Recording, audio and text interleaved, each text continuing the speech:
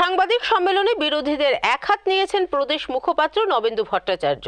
তিনি জানান, সমস্ত প্রক্রিয়া সম্পন্ন করার পরই পূর্ব ত্রিপুরা সংরক্ষিত আসনে কৃতি সিং দেববর্মার নামে শিলমোহর দিয়েছে কেন্দ্রীয় নেতৃত্ব। আজ ভারতীয় জনতা পার্টির প্রদেশ কার্যালয়ে সাংবাদিক সম্মেলনে মিলিত হয়েছেন দলের মুখপাত্র নবেন্দু ভট্টাচার্য। সাংবাদিক সম্মেলনে প্রতিক্রিয়া দিতে গিয়ে তিনি বলেন, বিরোধীরা 1 লক্ষের নিচে 2টি আসনে ভোট কম পাবে। 2023 সালের বিধানসভা নির্বাচনে সিপিএম কংগ্রেসের অবৈধ আতাতকে গণদেবতারা যেভাবে প্রত্যাখ্যান করেছেন, ঠিক সেইভাবে লোকসভা নির্বাচনেও তাদেরকে বয়কট করবেন। বর্তমান যুব প্রজন্ম বেশিরভাগই মোদি ফ্যান।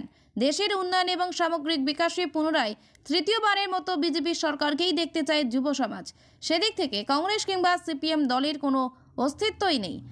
পূর্ব ত্রিপুরা সংরক্ষিত আসনের ভারতীয় জনতা পার্টি মনোনীত প্রার্থী কৃতি সিং দেববর্মনের বিজেপি দলের সদস্য পদ নিয়ে প্রশ্ন করা হলে প্রদেশ মুখপাত্র নবেন্দু ভট্টাচার্য জানান, কেন্দ্রীয় নেতৃত্ব সমস্ত ধরনের প্রক্রিয়া সম্পন্ন করার পরেই কৃতি সিং দেববর্মার নাম পূর্ব ত্রিপুরা আসনে প্রার্থী হিসাবে ঘোষণা করেছেন।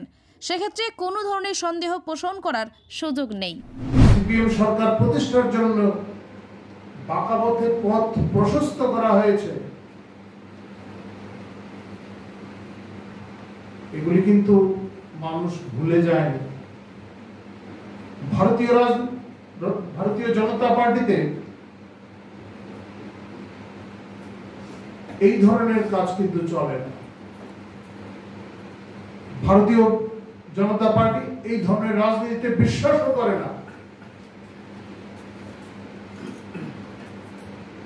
আমাদের দর্শনে যারা বিশ্বাসী, আমাদের দর্শনে যারা বিশ্বাস করে এই পার্টিতে কাজ করছেন বিভিন্ন ক্ষেত্রে,